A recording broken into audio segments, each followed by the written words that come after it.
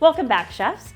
Now, before we get started making our frosting, we're gonna wanna make sure our space is cleaned and organized. So we're gonna go ahead and get the cinnamon and vanilla put away because we won't need those again.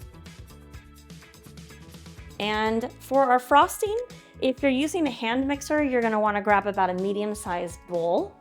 And if you're using the stand mixer, we're just gonna go ahead and measure those out now.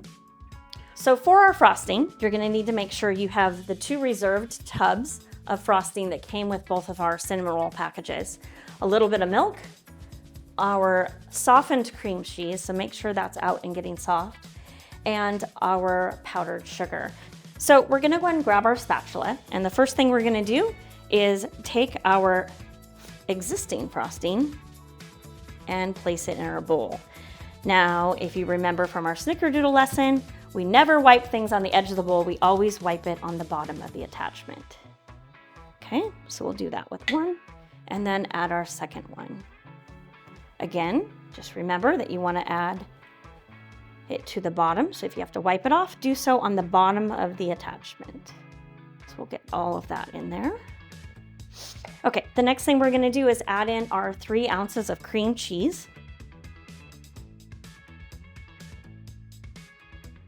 So we'll set this down and we're gonna wanna go ahead and cream these together. So we'll lock our mixer in place and we'll go ahead and go to stir.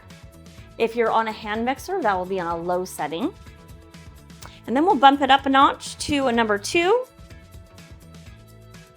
And then do a 4, which will be about a medium high. And then a blast at about 6, just to get it nice and whipped.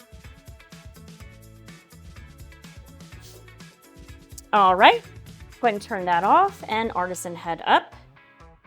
Remember, we always want the artisan head up when we're putting ingredients in and down and locked in place when we're ready to mix. So to this, we're gonna go ahead and add 2 tablespoons of our whole milk, same milk that we used before. If you're using half and half, you can do that as well. So we want 2 measurements of that.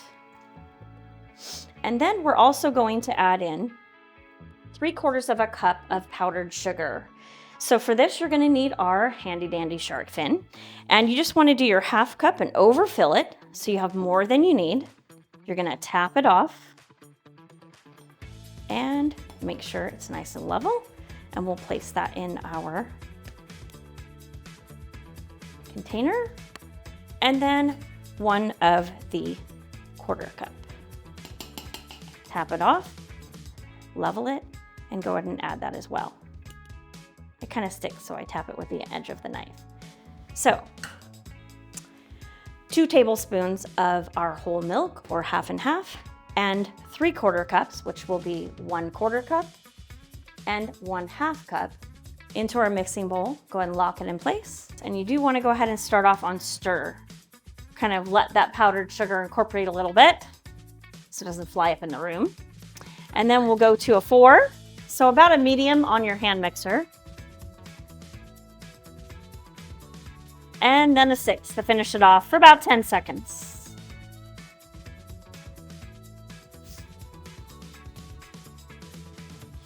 Alrighty. So we have that nice and creamy.